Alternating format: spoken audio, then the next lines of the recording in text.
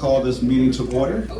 Welcome everyone here, and we're going to start with a call of order. Roll call. Lawrence Drone, I'm the chair. Jaime Sanchez. Here. Samantha Soto, she's not here tonight. Will Martin. Here. Katie Trout. Here. And Lisa Sarmiento's not here tonight as well. We do have a quorum, so thank you members for being here. Now if we could please stand for the Pledge of Allegiance. Ready, begin. Pledge allegiance to the flag of the United States of America and to the republic which stands one nation under God, indivisible, with liberty and justice for all. Thank you.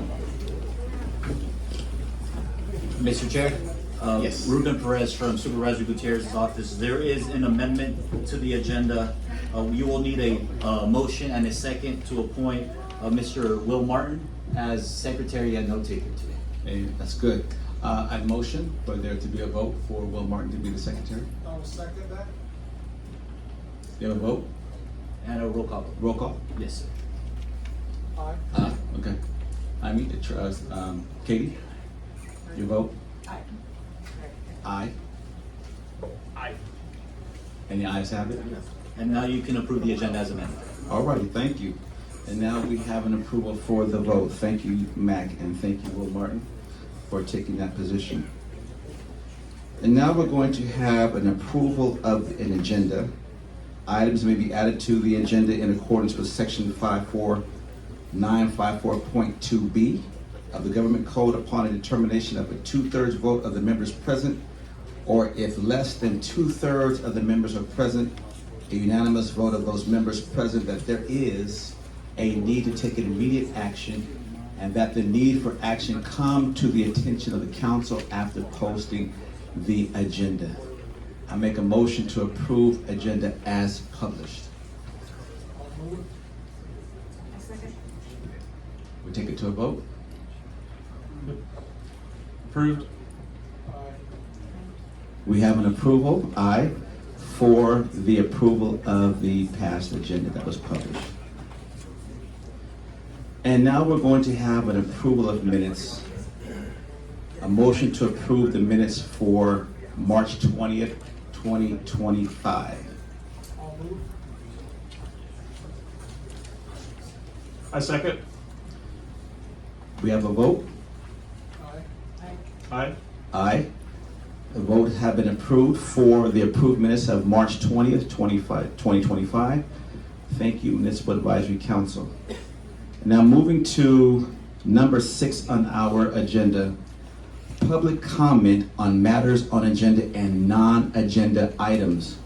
Anyone wishing to address the council on matters not on the agenda, but within the subject matter jurisdiction of the council, may do so at this time.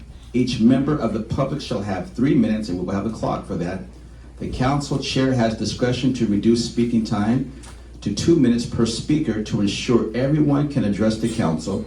Under the Ralph M. Brown Act, the council may not act on any matter not on the agenda, but the council may provide a brief response or refer a matter to staff for follow-up. Do we have anyone who would like to speak from the public at this time?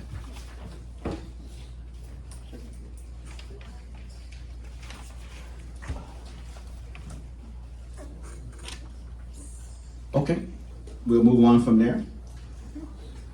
And now we have number 7, action items, reports and information calendar. The council and the public will receive reports and updates from staff, county departments, and local agencies.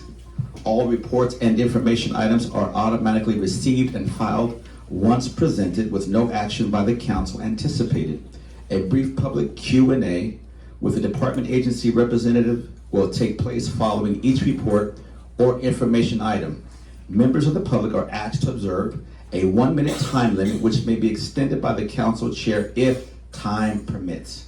So action items here is sheriff coverage and public safety, address community concerns regarding recent shootings and the need for increased law enforcement visibility, CHP enforcement of off-road vehicle violations, request CHP to address illegal use of off-road vehicles, ATVs, dirt bikes, etc., on public roads and private property. Those are the action items. Anyone have a response to that?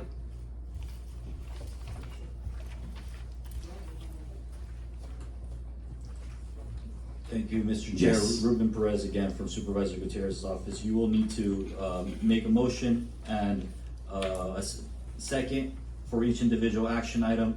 The first action item is to implore that sheriffs increase their law enforcement visibility in the community. And the second is to request CHP address their illegal use of off-road vehicles, and they will be getting a report from our office in order for them to do so. Thank you.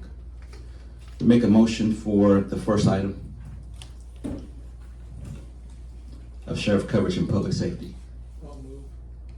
Second. Do we have a vote? Will? Aye. Jaime? Aye. Okay, I approve as well. And then let's go to action item number 2, make a motion for CHP enforcement of off-road vehicle violations, request CHP to address illegal use of off-road vehicles, ATVs, dirt bikes, etc., on public roads and private property. Do I have a motion? I'll move. Second. We have a vote? I don't want to talk about that. Yes, We go ahead. opened up. Mhm. Who Phone. request- Microphone, please. My microphone is on. The little light's on. Okay. Does that mean it's on? Is the red light on? So who asked to put this item on here, and I did. can you, when you have it on there and you're asking for this, I mean, going on to private property, you're asking them to just give them the permission to do it, or? So no, so what I'm saying here, so after the last MAC meeting, I presented a list of action items to Supervisor Gutierrez's office of about 18 items, okay? And one of the things, as me being one of the new council members, is I said, the way we're gonna make change is we gotta solve one problem one at a time. So myself and Supervisor Gutierrez and Crystal Reza had some conversations about this, and ultimately it was the supervisor's office that ultimately put these items on the agenda out of the first 18 that they felt were the most important. With respect to off-road vehicles and private properties, we've had incidents in the community where people are riding their ATVs, their motorcycles, their UTVs on private property, which has led to animals being killed, property being destroyed, property being vandalized. So what we're asking for is enforcement of these items to where, CHP, sheriff's, law enforcement can get involved and start cracking down on this. Just in the past month, we've had incidents where a teenager was killed in Paris on an ATV with a collision with either a Ford Mustang or a Dodge Charger. We've had multiple situations where, there's been incidents going on, all throughout Nuevo. We had that animal get killed back at late February or March here on private property from people striking and people didn't stop. So it's one of those things that, like I said last meeting, I don't drive my race car down Lakeview. So people got to understand that there's a time and place for that stuff, and the streets where they're at risk or on people's private property that they have no rights to is not the place for that.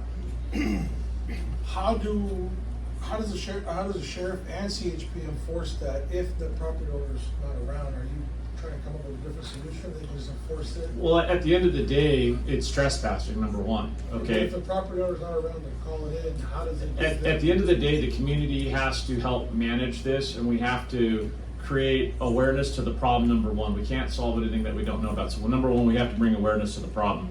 But secondly, this takes the community involvement. So the communities who asked me to be up here,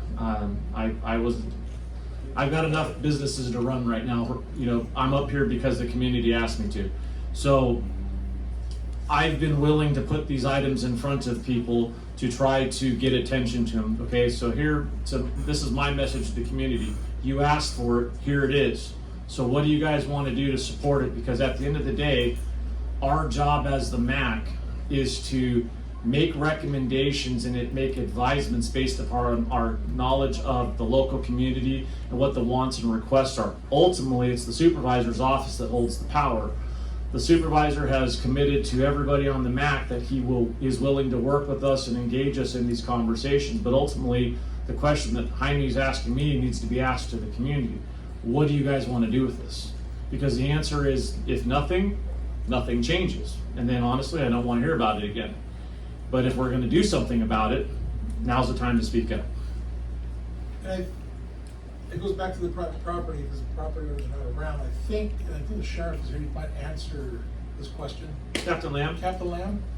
On private property, I believe it's called a 602, is that what it's called? Or something along those lines, where property owner files and it gives the police department, or sheriff's department, CHP the authority to, if they see something on private property, they can just address it, no one has to call in. Is that how that works? Yeah, I can address it when I speak.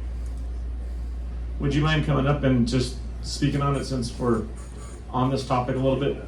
Crystal, is that okay? That's fine. Thank you.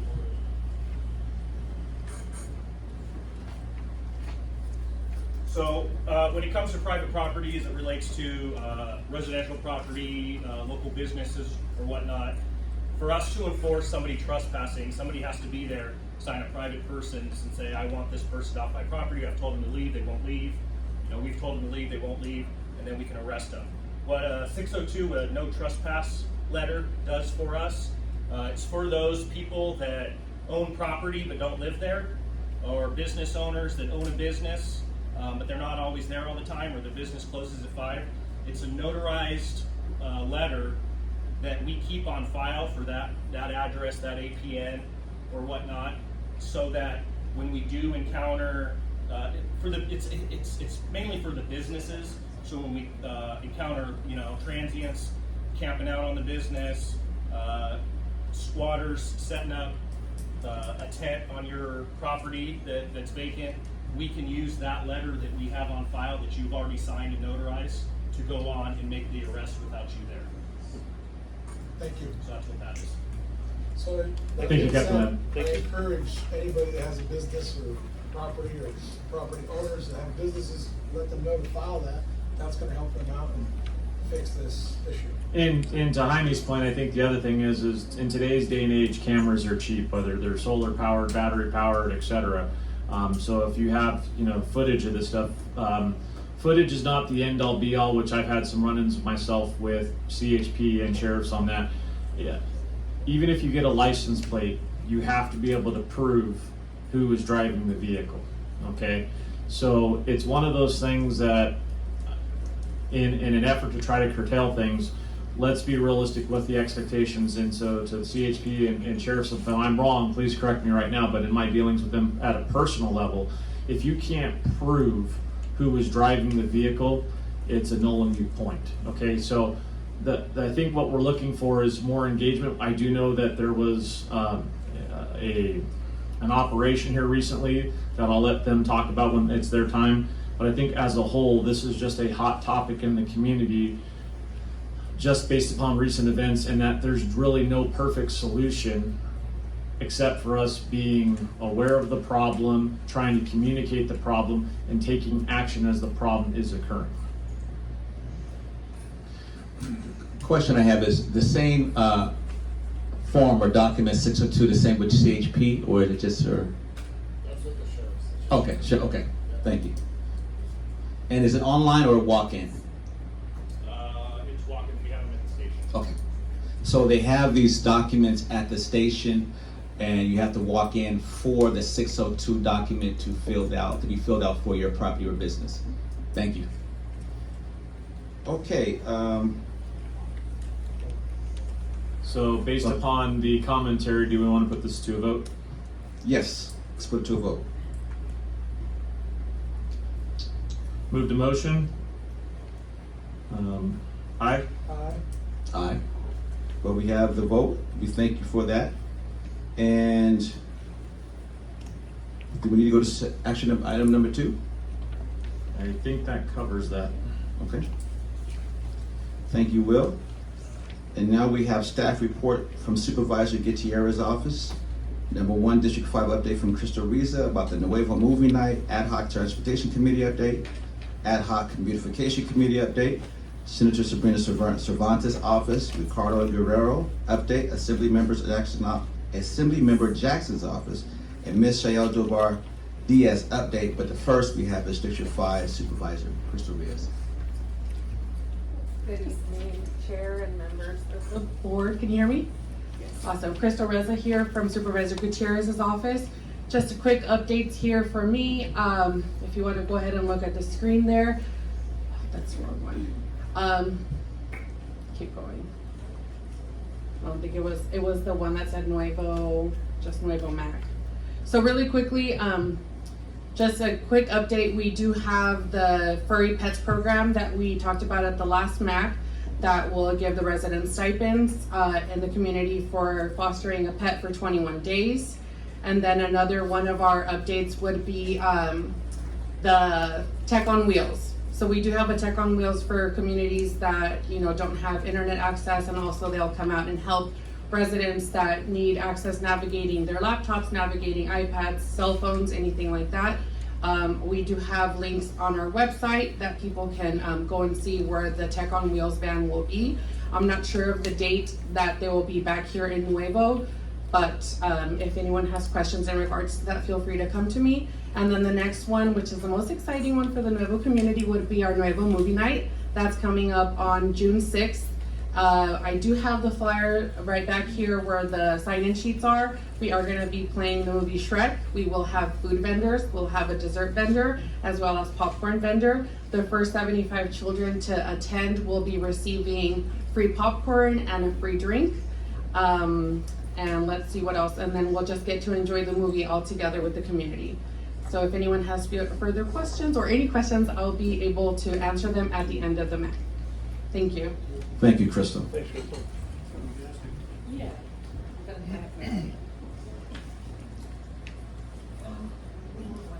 Yes. One of the community members had a question. Okay. Amanda, who was your question for? It was for Crystal. Can we? Yes. It was Yes. real quick. It was Yes. if you don't know how to work your tech, but go to tech to find out how to work the tech. So, but if you don't know how to do it, is there a phone number that somebody could Yes. call? Yes. We do have a phone number there. Yeah, do we have a phone number I'll to find out. contact? Okay. Thank you, Amanda. And Mr. Chair, Ruben Perez again from Supervisor Gutierrez's office. I'll provide the updates regarding the Transportation Ad Hoc Committee and the Beautification Ad Hoc Committee. There is no update for the Transportation Ad Hoc Committee this month, but the reason why it's on your agenda is because since we do have an ad hoc with members of the MAC and members of the community, we want to keep it as a standing agenda item just in case updates do come up every meeting, and just in case there is any questions from the community related to those ad hocs, per the Brown Act, they can ask those questions. So I'll go ahead and move on to the beautification update, which we do have an update for. North Star Alliances, the consultant that's leading the charge along with the members of the ad hoc. On April 4th, they went to the movie night here in Nuevo and provided 112 flyers and distributed 112 flyers and had 32 family interactions. On April 5th, they attended the Lions Club Egg Hunt, and 100 flyers were distributed with 20 family interactions. On April 23rd, there was a digital campaign sent via New View School District portal. On April 26th through 27th, street teams in high traffic areas distributed 466 flyers and had 356 family interactions. Some feedback that they received was the community was super excited about the beautification project. Many smiles and many thank yous. There was a kids activity corner, which many members of the community were appreciative of, and many folks were excited about the project coming to Nuevo. Community meetings were held at the Upton Education Center, this building here. Coffee, water, and Capri Suns and pastries were provided, as well as on-site live Spanish translation and a children's activity corner. Names and contact information were collected from nearly all the attendees. and direction and welcome signs were posted for the ease of arrival. On Thursday, May 1st, 27 adults were present along with 4 children. And on May 3rd, Saturday, May 3rd, 4 adults and 2 children were present. There is a survey as well that was conducted by the consultant, and some key takeaways from that survey where the most popular beautification items were entry, monuments, and signage. Between the feedback collected on the word cloud and mottos, that seemed to resonate with the community, were community, peaceful, pride, and simplicity. Monument locations were generally accepted, but many people agreed that with the expansion of the community, the Juniper Flats entrance would be an appropriate location for an entry monument, and residents felt positive toward the initial designs included from 2006, but a lot of feedback was about including more natural elements such as native wildlife or horses. If you do have any questions or would like to learn any more about the ad hoc, feel free to have any direct your questions. Yes, sir. In looking at North Star Alliance's reports and the attendance and such, this captures a very, very small portion of the community. Sure. Okay. And I don't think it's fair to the entire community that a very, very small portion creates the direction for the entire community. How do we get these Google Forms and this information to a better reach within the community to where the numbers are 1,000 forms or versus 27 forms?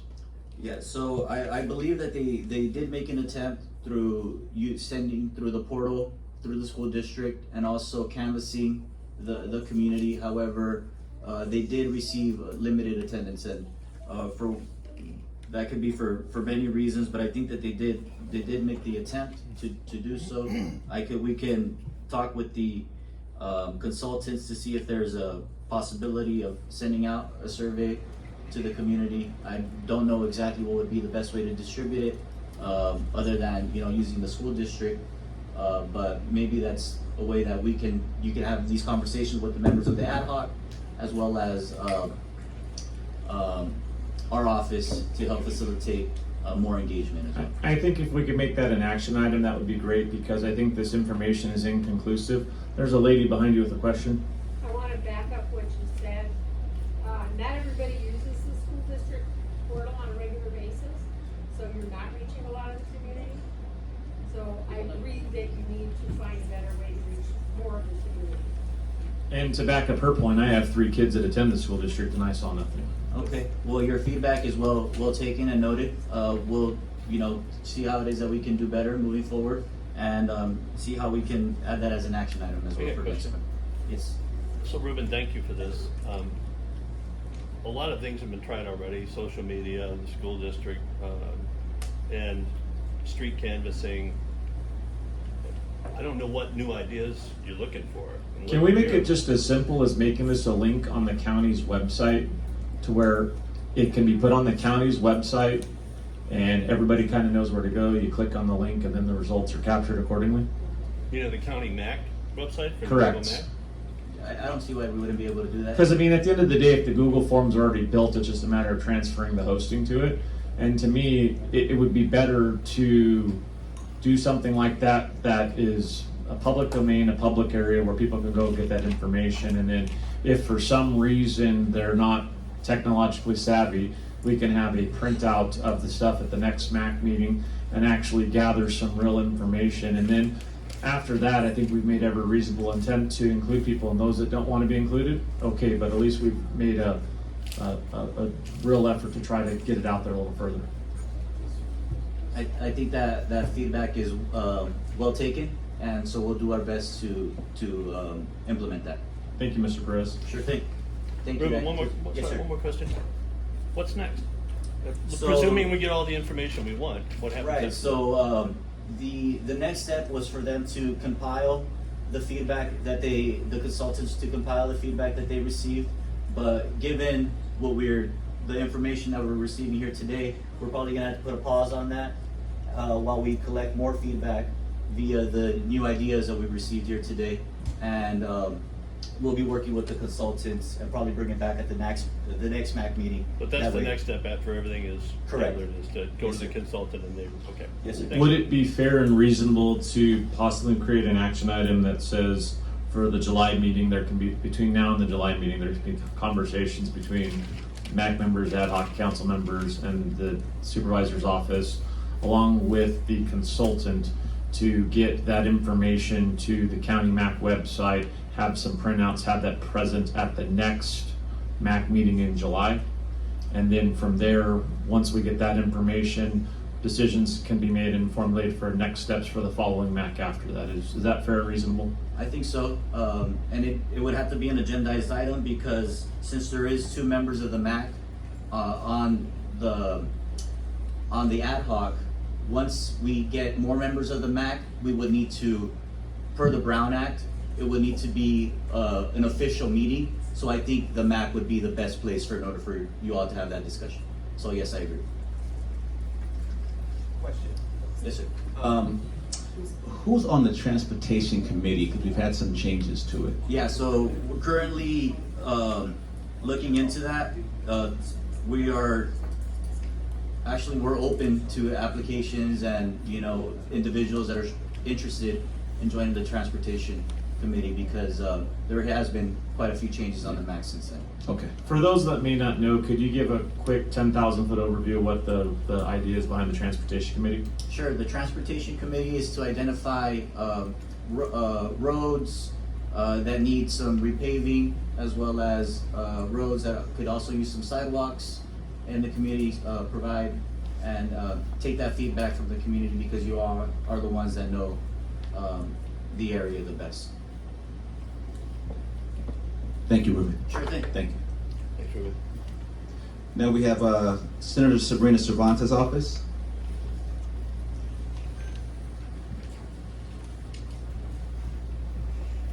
Ricardo Guerrero? Yes, sir. Okay. Good evening, everyone. Ricardo Guerrero with Senator Sabrina Cervantes' office. I do apologize. I'm trying to face everybody at the same time. I am the district representative. I know last meeting, Adonis was the one out here. Unfortunately, he did have another event, so I'm here covering for him. Just quick updates on a couple things on the senator's side. Obviously, their bills are going through. Right now, they're in transfers to assembly. So some bills are kind of crossing over between the assembly side and the Senate side. 2 bills to keep an eye out for the senator is SB 3 and SB 321. They're mainly focusing on curing ballots for election results. So as we've seen during the pandemic, there was a change where everybody started getting their ballots to the mail, and there's no real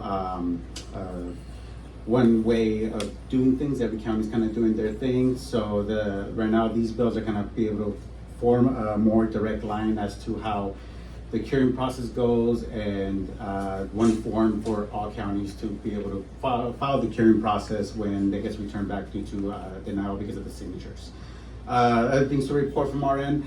We are going to be moving office. Right now, our office is currently located at 3737 Main Street in Riverside. That is our main office, but we are going to be moving to Spruce Street.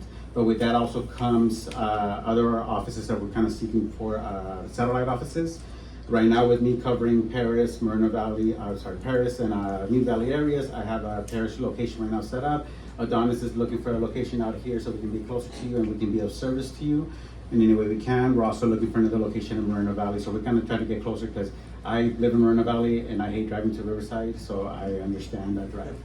But of course, we are here to help you in any state-related items, any state-related agencies, anything that we can help you connect with. We have a great relationship with Supervisor Gutierrez's office as well.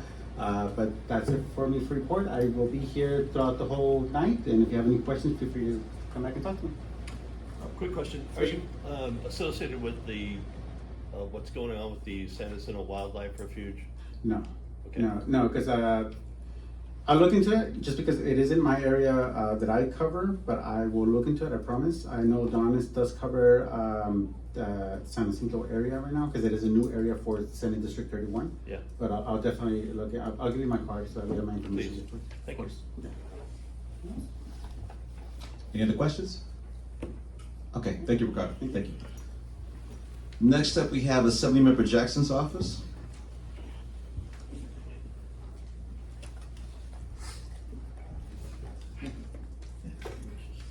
Hello, everyone. My name is Misael Tovar Diaz. Happy to be here on behalf of Assembly Member Dr. Corey Jackson's office. As I mentioned last meeting, we just had our Let's Talk community forum and town hall at the Town Gate Community Center in Moreno Valley. That was April 26th. We had a great turnout. Over 50 people showed up. And the assembly members spent a solid 2 hours answering questions and addressing concerns that constituents had. That was a really great event. We're also having a community barbecue and backpack giveaway on June 21st, 2025. I actually left flyers at the check-in table. They look like this. So we are giving away 1,000 free backpacks for children returning back to school. There should be school supplies inside those backpacks. We're giving out free food to the first 500 people that arrive. We're giving away free tacos and salsa to the first 100 people that show up. And there will be free games and activities for children and families. And this is at Celebration Park, Saturday, June 21st, from 11 a.m. to 3 p.m. And if you don't know where Celebration Park is, that is in Moreno Valley. We're also having another Let's Talk community town hall type of event in Hemet, at the Hemet Public Library. That is August 9th. But I believe there's another meeting in July. I will attend that and I'll provide more information. Something I want to put on your radar is also our Paris Senior Day Resource Fair coming up in September. Right now we're looking at September 20th as that date. And I want to end off by saying that I'm at your service, happy to be here. If there's anything our office can do for you, please don't hesitate to reach out. I did leave some pamphlets outlining the constituent resources that our office provides. And if also you have any bill ideas, any comments on current legislation, please feel free to reach out. And if you have any questions, feel free to ask.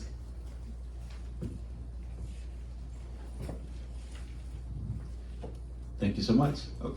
Thank you. Thank you. So we've had Senator Sabrina Cervantes' office from the 31st District, and we just heard from Dr. Corey Jackson's office from the 60th District. Our goal is to make sure we have connections with our local legislation that pertains to our area. So thank you for the representation as we're looking forward to more in the next meetings coming up. Thank you.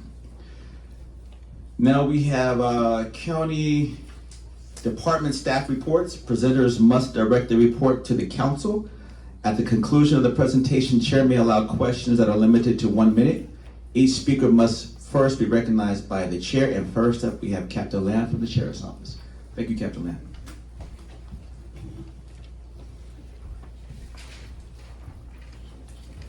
Good evening, everyone. Thanks for having me out again. So for the month of April, the community of Nuevo had 212 calls for service.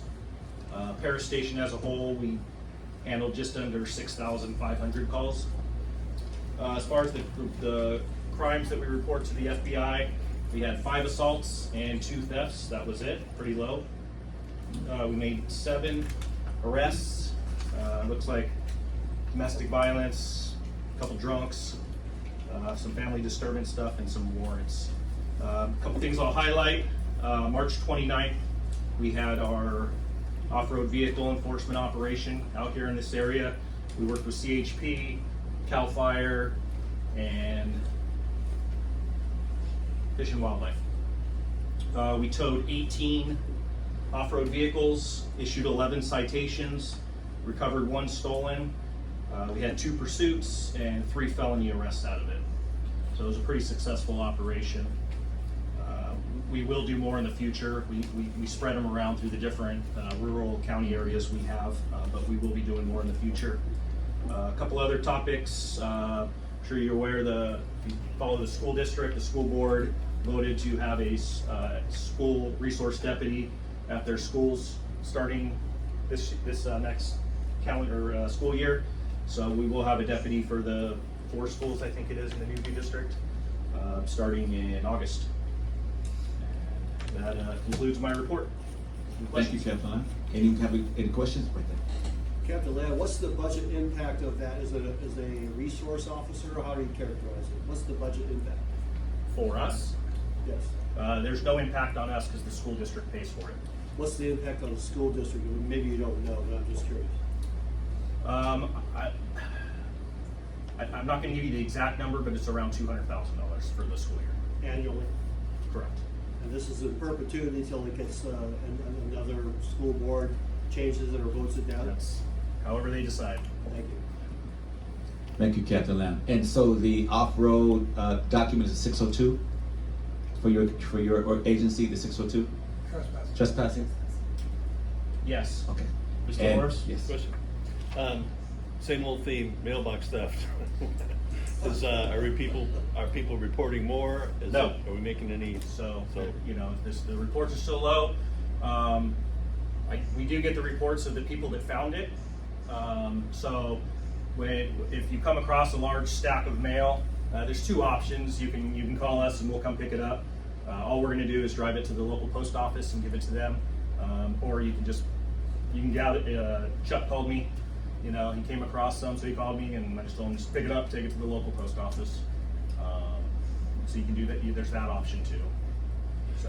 So the perfect world would be somebody's robbing your mailbox, you see who it is, you get their license plate number, you get a picture of them, and you call the sheriffs. Is that the best case scenario? if you've got the ability to get license plates and pictures, obviously that's the best thing you can do. Everybody reports everything to Facebook police and Instagram police. I don't think they follow up and do anything with it. So that's kind of the problem we have is, I monitor a lot of the community groups within my area. And so I see a lot of people, reporting stuff to everybody. And then when I do the follow up to find out what happened, we have no call for service. So. All right, thank you. And thank you for the bus that you did, the off-road vehicles. Very cool. We saw that on the Facebook, the Weibo page. It was very good. And just so you know, when you report it, things do happen. Thank you so much. I have a question. So when we used to call non-emergency, it would send us straight to the dispatcher when we pressed 5. But now you guys have a new automated weird thing. Oh, I haven't heard it. Okay, So I'm not aware. whoever you want to tell, Okay. it's horrible. Okay. So that's all. I'll look into that. I was so in shock. Like, what do I do? What do I say? It was not good I'll take a look. in a semi-emergency. Okay. And thank you for keeping our area safe. Thank you. Thank you. Thank you. All right, next up we have California Highway Patrol Officer Javier Navarro. Or keep balance. Welcome.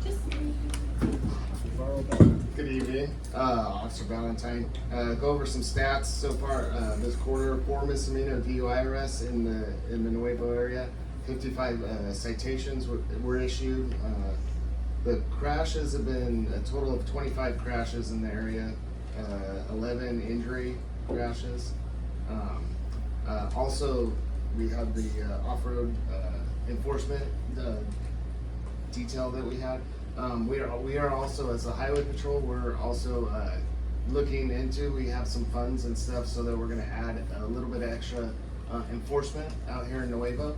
So that's in the works right now. So that should be coming up, especially for the off-road vehicles. We can't chase them on private property, but if they hit the streets, they're free game. So there's that. Private property is private property, and so. Yeah. So also we have, I know there's some community members that were concerned with on Reservoir.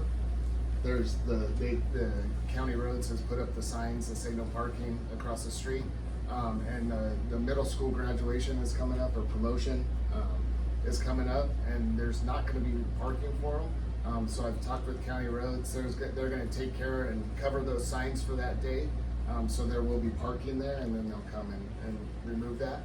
So if you guys know any middle school kiddos or whatever that are promoting, that shouldn't be a problem for that day, and then it's back to we can enforce it. So if you guys have any of that, also we've been out here taking care of the abandoned vehicles, towing them, and school's getting out soon, and so just be aware of the kiddos in the streets and stuff when you're driving around. So any questions for me? Officer Valentine, you talked about the enhanced off-road enforcement. How can Nuevo Mac members and Nuevo community members get the budget and the plan of that, because it requires both? As far as The off-road enforcement that you mentioned. So So- I'm interested, I think the Nuevo Mac and the Nuevo community members would be interested in seeing what the written plan is on that and the budget that's allocated for that. So I'm not sure that's above my pay grade. I don't do the grants. I know they have secured some grants to help enforce with that. So To Marshall's point, so I think we have to look at it from a standpoint of how we get the resources, honestly, is not our concern. It's a matter that we get the attention to the problem. This was something, as I came into the MAC a couple months ago, that was high on my priority list, and that's why it's an action item, and that's why it's on the list. Supervisor Gutierrez and his entire staff are very cognizant of the problem and are currently working with the sheriffs and CHP to get this a little bit off center. There was some concerns over funding at the last meeting, which I know are being addressed at the supervisor's level based upon some conversation. So I would say the proof is not in what I say, but the action that we see. And so we know the last operation was very successful. We know that there are other operations being planned. So what I would say is, let's see what this report says that we've voted on tonight for both sets of actions. And then based upon that, we'll come back and see what the next steps are from there. thank you guys. Thank you, Officer Thank you. Valentine. Thank you. Now, next up, we have Planning Department, John Hildebrand.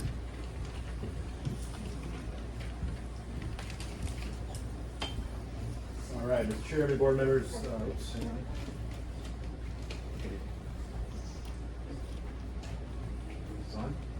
Red light. Should you broke it? You're good. all right, very good. I'll start. I'll project. Good evening. Thank you for having me here again. Appreciate it. My name is John Hildebrand. I'm the County Planning Director. If you can solve this problem for me, I can try to solve some of your problems perfectly. Thank you. Wrong button. That was the problem. So, all right, starting over. One item came up today. It had to do with public noticing and notices go on. I want to address that a little bit from the planning perspective. It's always a challenge ensuring that enough people are noticed about a planning project that goes forward. So how do we do it in the planning department? Pursuant to state law, CEQA, the California Environmental Quality Act, we do direct mailers to property owners around the project site within a certain distance. And what is that distance? The distance varies depending on how many residents around the area. There's got to be a functional limit on how far we go out, because there's a direct cost to those mailers, right? It can be thousands of dollars to do mailers.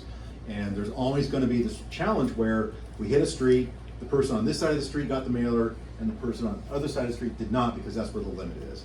And so we try to customize some mailing radiuses. Sometimes if there's clusters of residents around the area, we'll do a custom one rather than just radius out. That's one way we do it. Second way we do it is in the newspapers. I'm not sure who reads newspapers anymore, but we still advertise in newspapers for projects that are going to the Planning Commission and board. The third and probably most effective way of obtaining information about what planning is doing and what projects are coming forward is through our newsletter mailing list online.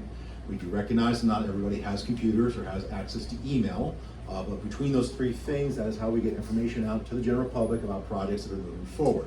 If you go to planning.rctlma.org, we have a newsletter. It gives your email address. We send out all of the agendas through that newsletter for directors hearing projects, planning commission.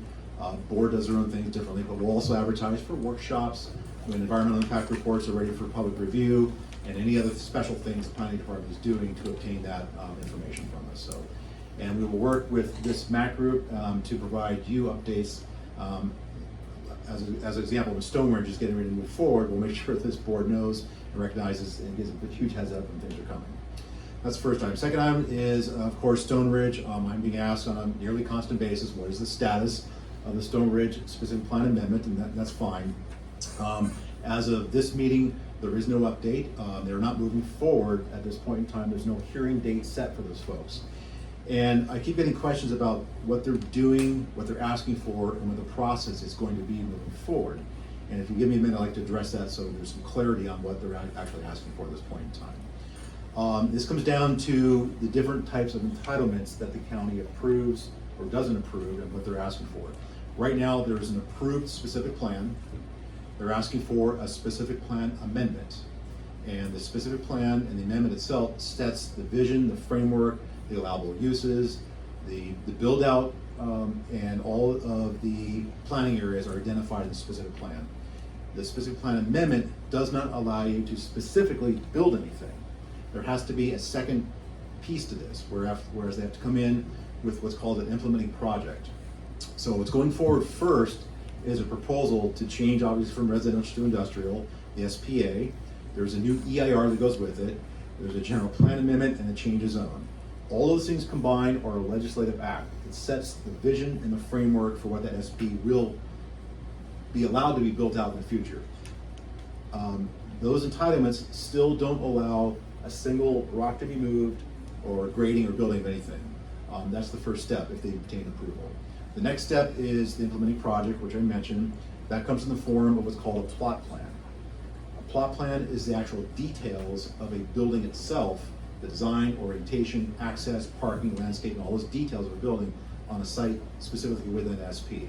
So moving forward, there is no plot plan today bundled with those other applications. This is only an SPA for them to move forward to change the vision of that area. Okay?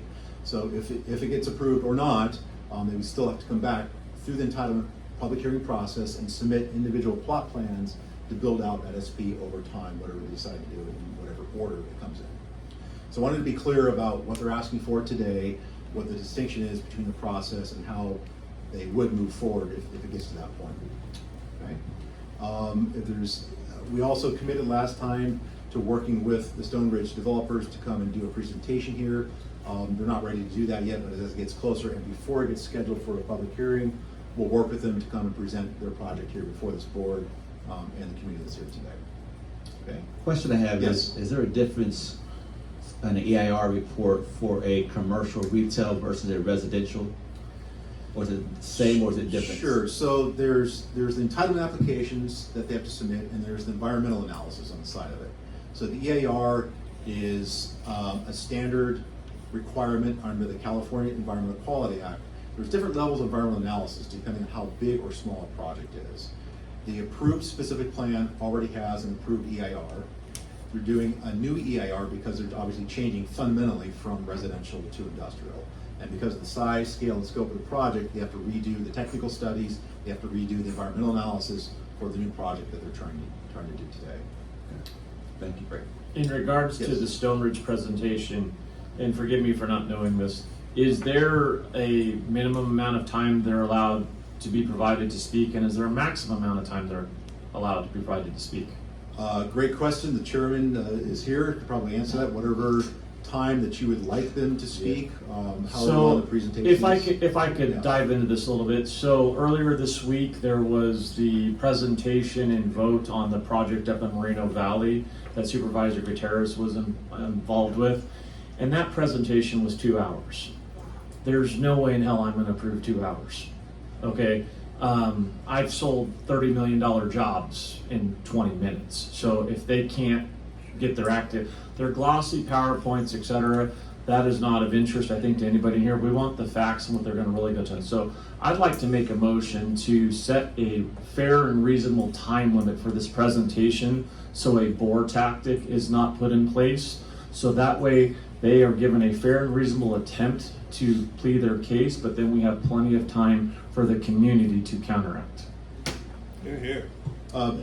I would be losing my mind after 2 hours of a presentation as well, so I would come off again. I would say that a 30-minute presentation is more than fair. Yep. sounds good. So I'd like to make a motion to vote on that.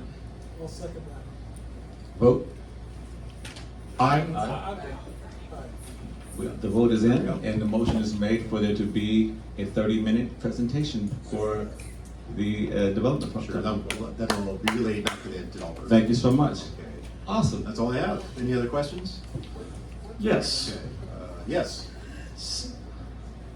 Before I got to this side of this table, I've gone and seen this man at his office for stuff at my own project. This man is a class act, and it is an honor to have him here. So for that, thank you, Mr. Hildebrand. Thank you. Thank you. Appreciate that. Yes, indeed. Marshall, give me a second. With respect to that Moreno Valley project, that was just so when you look at it from a 10,000-foot view, the motions that were put on the table were they had what they wanted. Supervisor Gutierrez actually went in there and tried to present a fair and balanced compromise, which was met with the 4-4 vote. Okay. The 4-4 vote was rejected, and then the entire thing was pushed back, and the entire thing was rejected by the committee, okay? So, for the people that are not in the know like you are and don't do this every day for a living, how could that potentially impact things moving forward as Stone Ridge comes down to try to push this forward here? All right, well, thank you for putting me on the spot. Here's my 2 cents with all that. You're referring to the Upper West Plateau, the Innovation Hub project, which is in the March Joint Powers Authority. So this was the March JPA Commission that took action on that, and we have 2 supervisors who sit on that commission who represent their side of it, as well as 2 members of each of the adjacent cities. So not a county project. We had no land use authority over this. Is a March JPA project only. That project itself has a lot of history. It's very unique, very contentious, as we all know. A lot of details to it. And that forum was a little bit different. There were hundreds of people that day who wanted to hear the details of it. And so they were allowed to have a couple hours to kind of present and do their presentation on it. So you can set the stage however we feel, which is appropriate for here. This project is a little different for Stone Ridge because it is a county project, and the County Planning Commission and Board of Supervisors have land use authority over it. That decision has no bearing, has no impact on this project. They are 2 different locations, 2 different types of projects, 2 different sets of issues, constraints, and opportunities for it. So it's going to be reviewed and considered independent of that one. Okay. Any questions? Marshall. Mr. Hildebrand, Yes. thank you for being here, sir. Is it fair to say that you or your staff in Riverside County Planning are in fairly regular contact with representatives of Richland, either by email, face-to-face, or phone calls regarding Stone Ridge? The entire county is. It's not just planning. All the development Is services the planning meet with department, I'm them. asking the planning department. Planning department, because they submit applications through us, we manage the process and the project moving forward to public hearings. But certainly every department in the county has a say in the project. They all do their own review. They all review it with respect to their services, their lane, their purview is critically important for the collective analysis of the project as a whole. May I take that as a yes then, as far as planning? If you're asking me, does it go through planning? Yes, it goes. How's that question relevant to anything that he's talking about? I'll respond to you offline. So- The second question is there any idea about when the Nuevo Mac and the Nuevo community can expect Richland to do the presentation to the Nuevo Mac, or is it too early? It's too early. It's too early right now. We don't know when they're going to be ready to go forward with public hearings. But as I committed to this group here, before it is scheduled for a public hearing, we will coordinate them coming out here meeting with this group. And lastly, to the Nuevo Mac, I would respectfully recommend that at that meeting, when it does happen, it would be a very good idea to just devote that meeting to nothing but Stone Ridge and Richland. That is that we're not going to get reports from code enforcement or any other departments from Riverside County because there's going to be a lot of Q&A. And I agree with one of the MAC members when he said is that we need to devote time for Q&A and make sure that all of Nuevo's questions are answered. Thank you. Thank you, John. All right, thank you very much. Thanks, John. One more question? What was your website? I'm sorry, we're new to this. You can just Google it, Riverside County Planning, but it is planning dot, yes. Speak really, really fast. Sorry. If you could just slow down so people could actually take notes on what you're saying, Sure. it would be really awesome. You're Alright. putting a lot out there, we gotta get it. Thank you. All right, the website is planning.rctlma.org. Thank you. Thank you. Thank you. And as you were saying, are there any new people here on the way to the meeting? Thank you. Thank you for being here. Thank you for being here. Welcome, welcome, welcome. This is our process for your town, your community. Thank you, John. Next up, we have code enforcement representation. Code enforcement not here? Coach's not here today. Okay, thank you. EMD. Thank you. Valerie? Yes.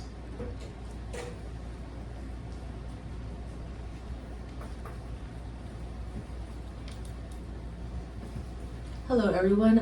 So for EMD, so we did some earthquake preparedness in the month of April, just to remind citizens about being prepared for earthquakes. So we know we had a earthquake on April 14th, which was near Julian. So this just reminds us to be better prepared in case of an emergency. So having your kits ready, your emergency kits, and also we encourage residents to download the free My Shake app onto their cell phones if you can. So basically, it is an application that has early warnings for California earthquakes. This will notify you several seconds ahead of a 4.5 earthquake in your area, and it'll provide detailed mapping of the impact of the earthquakes. So again, that was the My Shake app if you guys are interested in downloading that app. We do also have a CERT training this weekend, May 16th through the 18th in Murrieta. I know it might be quite a distance, but that's one that's a little bit closer to the area of Nuevo. So it's a community emergency response team, so you get certified and you just learned about basic community preparedness and how you can help your neighbors and yourselves when an emergency happens. So it's like basic medical skills as well. We were happy to have District 5 employees attend one of our CERT classes. It was about a month process just because we were meeting once a week. So I would highly encourage residents to just take that just for your knowledge. Knowledge is power. So just having that as well. And then just going over some incidents that we had. So we did have the San Jacinto gas leak. So our department just supported the evacuations and sheltering efforts. So we work with fire in having zones. So we're using Genesis in coordination with our alert RIFCO as well. So we'll work with the public information officer from fire and also the battalion chiefs to see what they want evacuated within that area, wherever the emergency is at. We'll mirror that and we'll send out a WE alert, a wireless emergency alert to your cell phones if you're within that area. So I just encourage you guys to also download the app Genesis, or you guys can also go onto our alert RIFCO and also sign up for alerts. You can get them via email and just straight to your phones. When it comes to the WE alerts, we still have the smaller characters. So if you have the older school version of cell phones, you'll still get the message either way. And we did have a couple other fires. However, these were out in the east end of the valley, so they were out in Mecca and Thermal.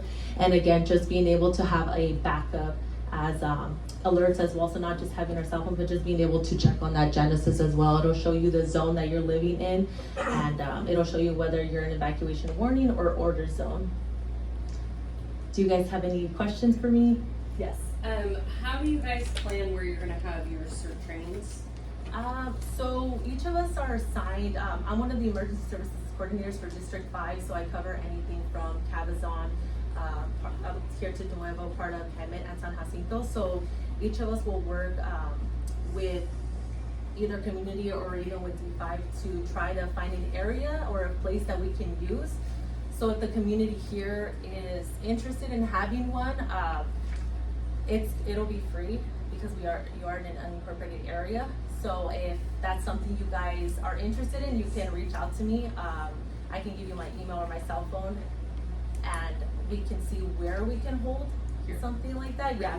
So we do that here for that community emergency response. Since I'm trying to find to see if we can have a location actually certified. So if this spot here is interested in having one, I would just have to submit a form to our state partners, and they'll have to approve it because it's a live fire and just some other stuff. So we want to, it's called an EHP, an environmental, like historic form.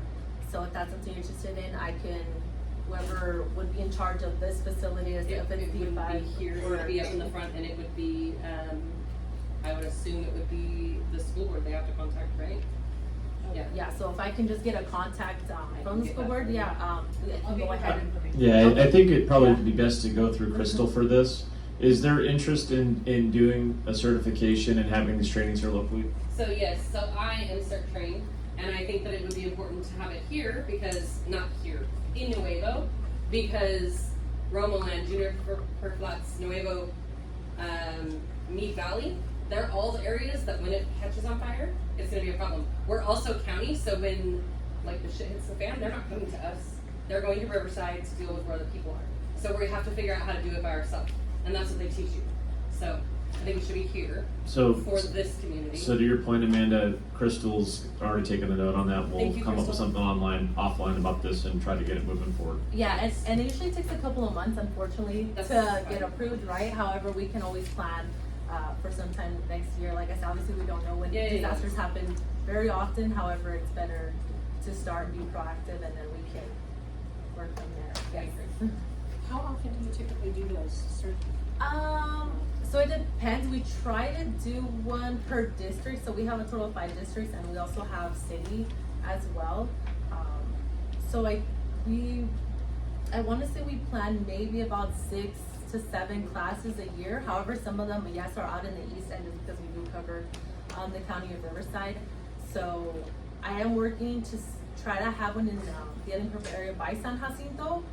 That's my one that I'm trying to do at least for this year. So if I do end up doing that one, and some of you may be interested to drive out there, then I can certainly, share that information also with Crystal, and she can share it out, and we can get flyers. Typically, we have flyers as well, so I can share that, and it's very easy to sign up. If you don't know how to sign up, say on your phone, you can just show up and we can assist you guys. We'll write down, your contact information, and we're more than welcome to have you guys attend the class.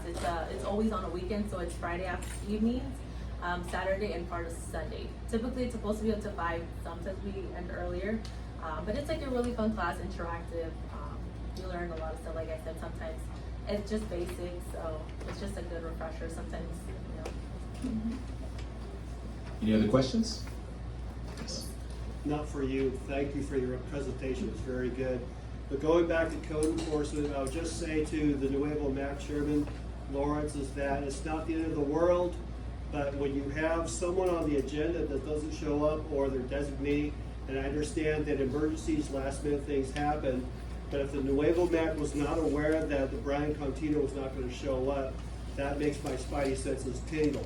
So what I'm respectfully suggesting is that if you didn't know about this, that can't happen anymore, and D5 needs to up their game. Thank you, Marshall. Yes. Thank you, Valerie. Thank you. Thank you. All righty. Looking at the list here, we have transportation from Dennis Acuna. Please come. Yes. Good evening, Chairman, members of the board, Dennis Acuna, Director of Transportation. So today, or this evening, I just want to provide a couple updates of some projects coming to the Nuevo area, roadway projects, mainly maintenance projects.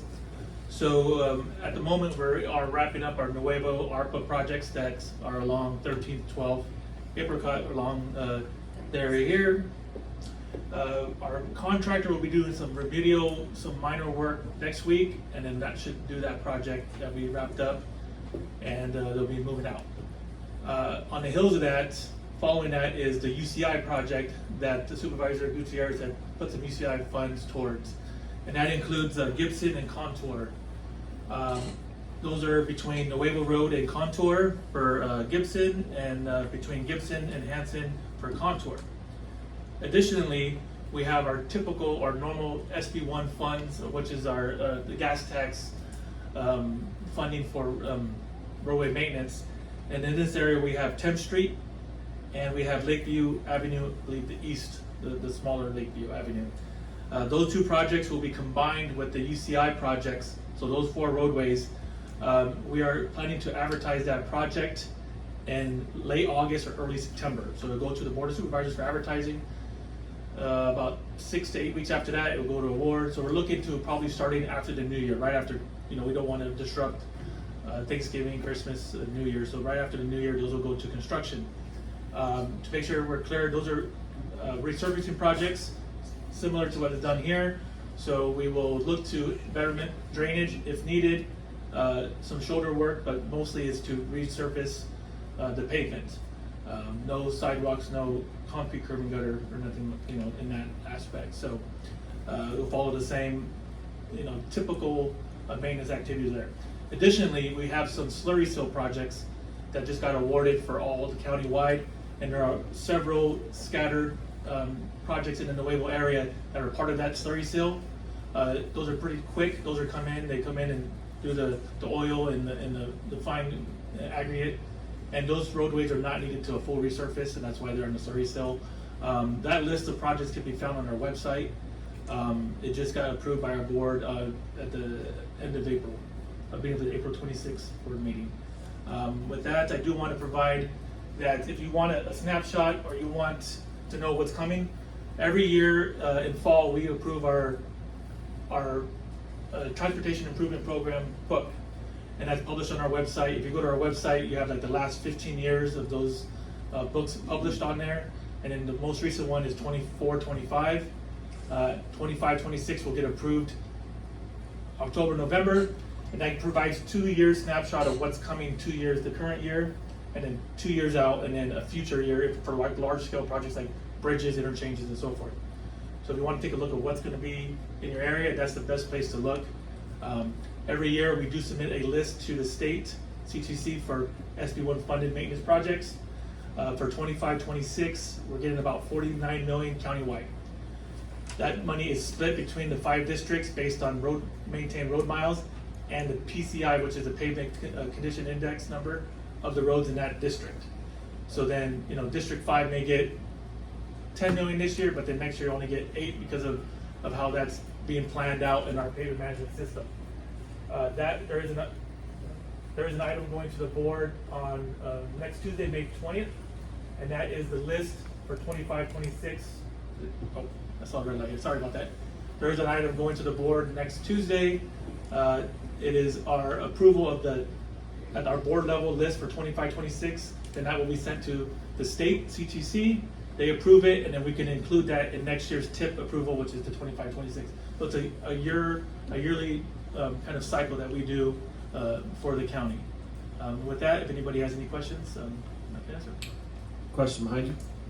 So on 13th Street, you guys fixed the road and you damaged my friend's yard, and you guys sent someone out to do kind of a half-assed job to put it back together.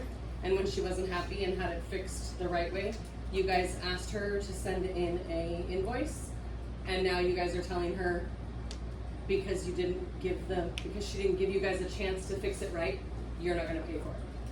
So is that what we're looking at in this town?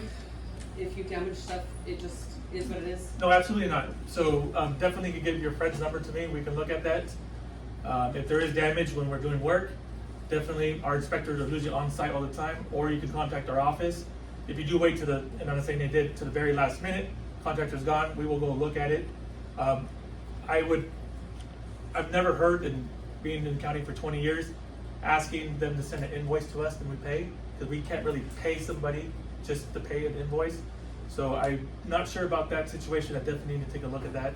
That is not typical. She has all the names. And that's fine. So it may be to the contractor. They may have asked, so the contractor is responsible when they're on site. If the contractor damaged private property, that's between them and the contractor. That may be not to the county. Now, if they're not getting that thing, they need to contact our inspector, because they should be coming to the inspector, not to the contractor directly. So, because an invoice thing is not something that we typically do. Okay.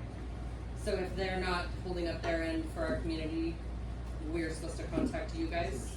Yeah, so, you guys are the eyes and ears. Our inspector's on site, but we don't know if something was damaged. We don't know if it looked that way before or after, so please let our inspector She know. has all the pictures. And that's fine, yeah. Before the next point, so clarify what you just said, Amanda. I just want to make sure I heard you correctly. So you've awarded the work to a subcontractor that is under contract to the county. Fair statement? We awarded to a contractor, not a sub, to a prime Okay, contractor. so a prime contractor, okay, so nevertheless, they're under contract with the county. Yes. So if your prime damages private property They need to under, fix that, yes. understood, but what I heard you say, and I just want to clarify, because I don't think it's what you meant, was that if the contractor damages the private property, it's between the homeowner and the contractor. But if they're your contractor, there's got to be some bridging at the gap to make sure that the homeowner is getting a fair and reasonable attempt. Is that not a fair statement? No, it should be through, so if something is damaged with a contractor, they contact our inspector.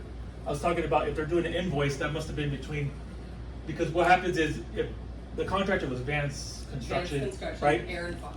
So if they're out there and they ask for permission to use your driveway or something, and you make a deal with them, then that's between them two. If they're invoicing, that makes me sound like they made a deal between those two. And that's, anybody can do that, that's fine. If they do damage, our inspector, we take care of that and make them fix it on the private property. And then the next thing is that in regards to the ARPA project, and Greg, we'll get to you in a second. In regards to the ARPA project, are all the punch list items like the road elevations and stuff that were causing flooding issues on other properties, have those all been successfully resolved yet? For the most part, yes, we worked with several of the property owners. As I mentioned, next week they're doing some remedial work, last items, but it will be done before Memorial Day weekend. And if anybody has an issue that they haven't brought up to us, or they feel like they're not being, please contact us, and we'll take a look. We want to make sure that it is at least the same as it was as far as being, broken or damaged before. Greg? Can you give just an update on the Mid-County Parkway, if there's anything dramatic that's changed in the last? I could give so Mid-County Parkway between, pretty much the 4-lane, the 2 lanes over here all the way to Warren. The plans are pretty much 100% done now. One thing I was going to bring up, and I'm not sure if District 5 has reached out to RCTC, they are the lead, to provide some kind of presentation or an update. As far as the county, we are a partner as far as, because it is our roadway. The project is the same as it was 2 years ago as far as what's being built. It's gonna be 4-lane, divided with a center median. They're building one bridge over the San Jacinto River, which would be used as the eastbound 2 lanes, and then the existing San Jacinto River Bridge will be for the 2 east or westbound lanes. And then when in the future, when it goes to 6 lanes, then another bridge will be built. So, Crystal, and MAC members, it'd be great to have the RCTC come in and present on that. It's a very important development. It's 4 sections, I believe, and I think the section we're really concerned about as a community is maybe the Placentia extension on the eastern side. So I could talk to that. The piece here in Nuevo is phase 3, Warren to the curve here. Phase 2 is from Ryder or the curve to Placentia. That is shelved on hold. That is not moving That's forward. what I was asking for. Okay. Okay, so Still be nice to have them come if in. you go to RCTC's website, they have a Mid-County Parkway webpage. It has the updated information. But that project is, what happened was they were working on that project, whatever between City Paris and RCTC, and they pivoted and moved the money to phase 3, which is the portion here. Okay, thank you, Don. I have a question for you. Do you have any updates on the expansion of Dunlap to Pico? Excuse me? Any updates on the expansion of Dunlap to Pico? Dun- About a year ago, Nuevo Road? Oh, yes, okay, there you go.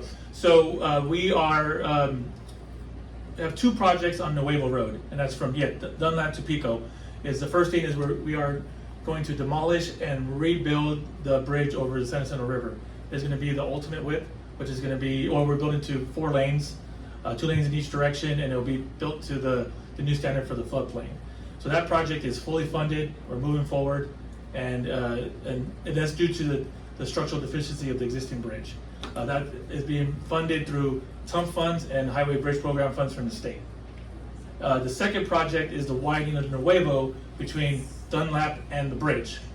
That project is, we received from WRCOG $1 million to start the planning design process or the design feasibility process. That will allow us to do environmental research, I guess you say, not the environmental document, feasibility, utilities, everything that goes into like our due diligence for that project. Once we get done with that study, then we can go back to WRCOG and request money for the PAD, which is the environmental phase of that project, preliminary engineering. And so that project is behind the bridge, but we don't have construction money for that project as of today. Have you secured the easements on Nuevo Road? So we're not able to, on any of our projects, we can't secure easements or buy right of way until we have approved environmental document. So what happens is you do the feasibility study, then you roll into preliminary engineering and environmental document. That gets approved, whatever, it's similar to what John said for development projects, depending on what the extent of that project is the level of environmental clearance. Once that environmental clearance is adopted or approved, we can go in and start contacting residents and looking to buy right away for the easements. So that is like the third phase of planning of a project. But in the PSR, which is the initial study, we start looking to see what kind of right of way is out there. What the property owners we can do are internal, but we can't make offers for that right of way. I have a couple of things. Supervisor Gutierrez, last time he was here, he was talking about a truck map and truck routing for everything, specifically with like Lakeview in front of the school district, stuff like that. What's the status as to that? So the county, as of today, does not have truck routes. We have some truck restrictions or commercial truck or commercial vehicle restrictions. There's none here in Nuevo at this time. And we took counts. There is the truck volumes as far as percentage compared to normal volumes is exactly the same as it was 2017, 2014, and 2010. So it's just under 2%, about 1.8% on average on our roadways. Anything 2% or under is not considered to be above and beyond, and that's typical for California. However, what we're working on now is because of AB 98, we're looking at a county-wide truck route that we are coordinating with the City of Paris, all the cities in the county, and we'll be looking at what routes are we going to designate for trucks to get moved from east to west, north to south. So what happens is we study internally here. We're not moving forward. We need truck routes here. It will all be rolled into the AB 98 truck route, countywide truck route that will be adopted and included in our general plan circulation element. What's the timing on that? Because what's the timing, and then what can be done to possibly put restrictions in front of the school here, because the Robertson's trucks and all the semis are a big issue for all the kids and the parents back and forth. So let me answer that question and on the timing. So we've approached the MAC 4 times in the past 12 years. It's changed over. The problem we have is by law, if we restrict Lakeview, we have to designate Hanson. And we got so much pushback because the residents of Hanson said, now you're concentrating all the trucks. So now instead of 1.8% on both roadways, you're getting 4 or 5% on one roadway getting to the Ramona Expressway. We do, however, understand you have a school here on Lakeview. So we've been working with our partners at CHP to ensure that if they are using it during a time that there is kids, that they're obeying the speed limit, they're not overweight, et cetera, et cetera. So we've never taken that next step. But because of AB 98 on the horizon, we are focusing our efforts on that because we need to ensure that we have those per the new state law in place, and it's really more for the industrial and how we're getting the trucks to the state highways or to the freeways. On that. So AB 98 is the state law that was passed that requires there to be this sort of truck route. Yes, that is. Capability. So timing was my first question. My second one is, was it Reservoir a consideration for that at some point as a main artery, and did that just go away? No, so if you look at the county's general plan circulation element, Reservoir, or it's an alignment of Menifee, the realignment of Menifee Road. That is the north-south connection to Ramona Expressway. It's still part of the circulation element. At some point, it will be built with development. The county doesn't go in there and build a 4 or 6 lane roadway. That will be built as development occurs. Just like the intersection of Menifee Road and Nuevo, It's an all-way stop. We've looked at a traffic signal there. The signal would probably cost about 1.2 to 1.3 million. However, that is 100% throwaway improvements. At such time when the roadway gets realigned to the east, that signal would go away. And on that note, because I get asked a lot, is if we did decide to put a signal in there, volume or speeds coming into Nuevo will dramatically increase. So right now you deal with the queuing of 10 cars, getting to that stop sign, but you don't got people going 55 into downtown Nuevo because they get a green light. So there's a kind of give and take on that. You gotta go on 80. Or 80 or whatever it may be.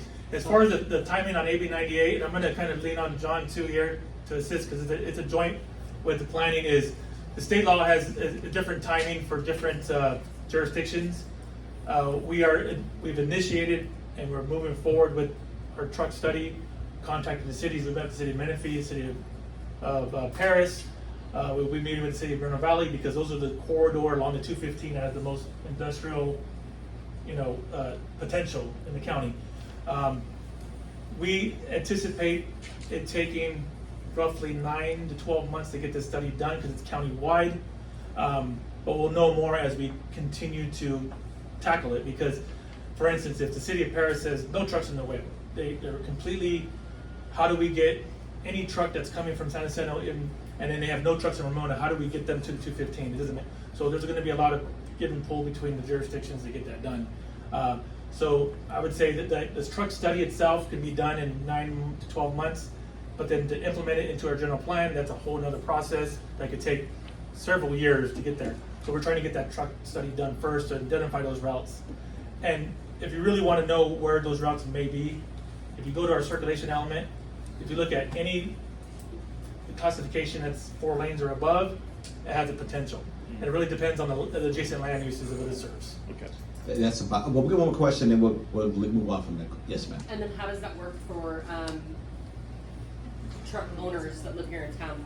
So any kind of truck route, any kind of truck restriction, if you live in town, you're exempt to get to a truck route. So if you live on 13th Street, right, and you're allowed to park your truck on there, I don't know the rules on the ordinance there, or you have direct business there, you can take a public road.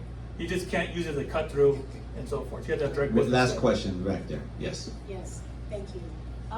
Do you have any plans specifically on Meyer to do any road repair there? That is a dirt road and it gets completely destroyed during any rains. Could you repeat the street name? Sorry, I couldn't hear It's that. Meyer. So do you have any plans for that? So- Because many times we can't even get out. So I'll connect with you offline. I'm not familiar with Meyer. If it's a dirt road, it's most likely non-county maintained. So we would not have a plan to pave that road or fix the road. But I can double check that road for you. Yeah, because we pay taxes just like everybody So, else. so let me, can I just? Yes. Okay, Yes. so, roadway maintenance is done with gas tax, solely gas tax. So your property taxes, any other taxes does not go to fund roadway improvements, maintenance, and so forth. So what happens is we receive gas tax SB1 money based on our maintained roadway miles. So we submit to the state, we have almost 2,300 miles in the county. We get our proportion share, whatever's collected by the state based on that. If I take $1 from Lakeview and put it on Myers, now that's a gift of public funds on a private roadway. We can't do that. So I would definitely check that. There's other options we can help to assist that, to find other kind of grant funding, funding that it can't come from the gas tax pot. And that's state law, I'm just asking it to come from somebody because when I called the county, they suggested I find a friend with a tractor. A what? A friend with a tractor? Yeah, that is one suggestion, is we look to, because everybody that lives on Myers is responsible for that maintenance.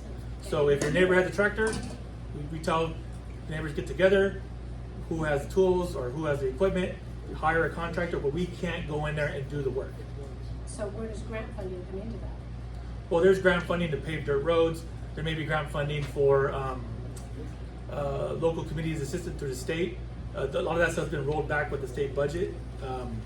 But we can definitely connect online. We do have a pamphlet on our website that says, I think the name of it is What Kind of Road Do I Have?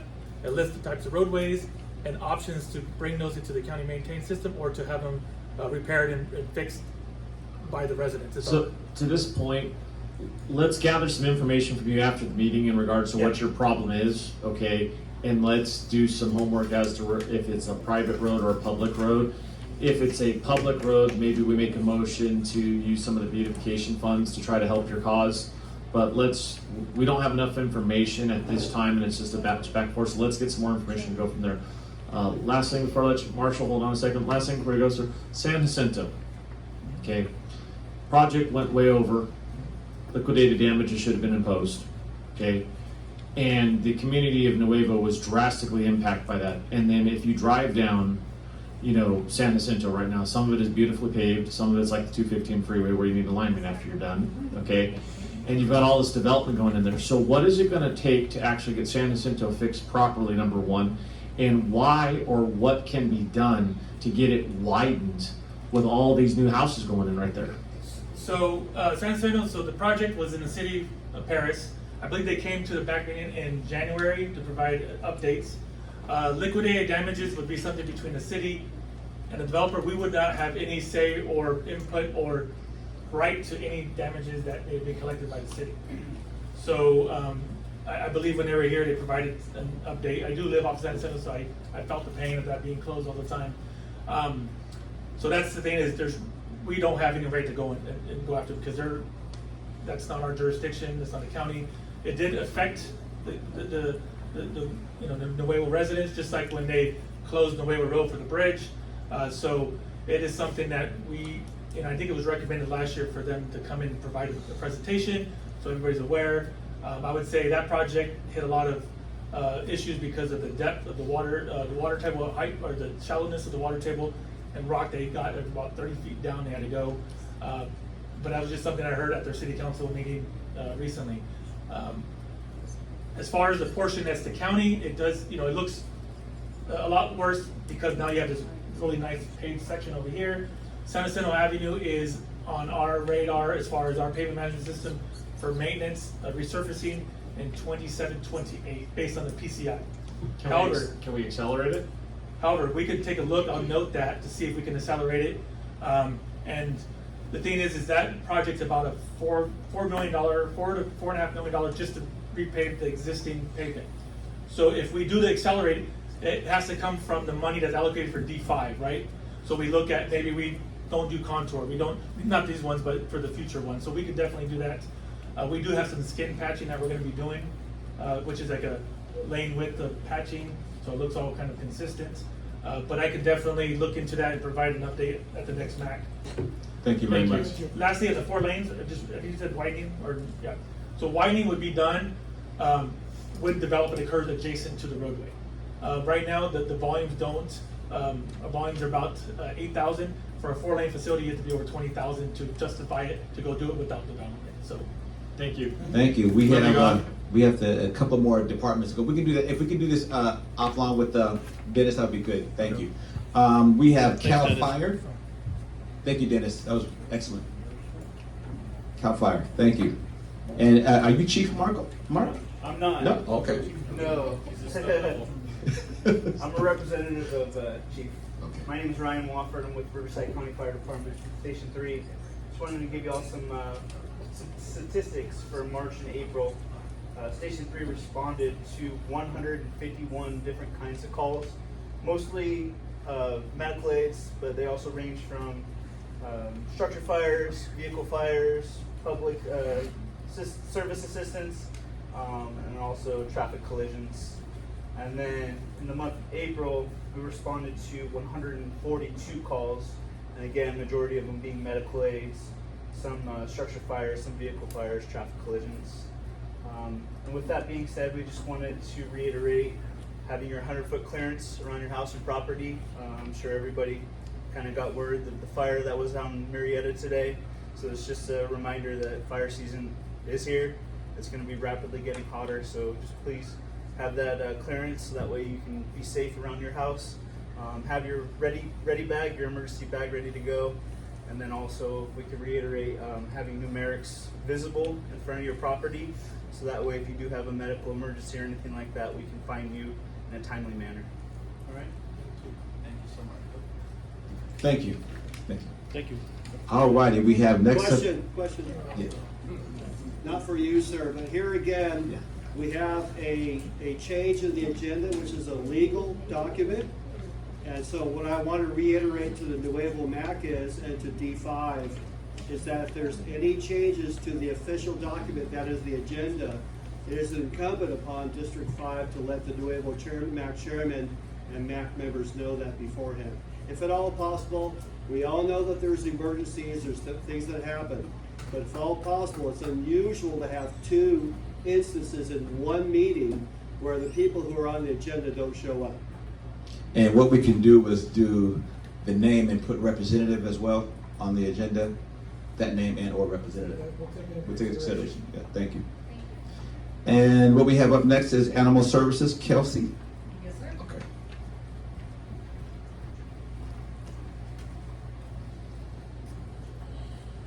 Which one do I push to make this turn on? Something. Little copy face. Ha! There it is. Hi, it's Kelsey again. It's nice to see you guys. Before I jump into this, I do have a couple of printouts for you guys, if that's okay. Mm-hmm. Fantastic. So these are our annual daily report cards that are published on our website every day. So we're getting handed is some, what you call it? Report card. Daily report card. There we go. Yeah, so these are daily report cards. They are published on our website every day. It is relatively new and part of our department's commitment to transparency, especially in our current critical overflow of animals on our campuses. Across all of our departments, we have just under 1,000 dogs across 4 campuses. To kind of put that into some perspective, we have a total of 501 dog kennels in total, and only 382 of those kennels across the department are in public view for public animals for adoption. So that's not including our medical suites, our quarantine suites, protective custody suites, those sort of things.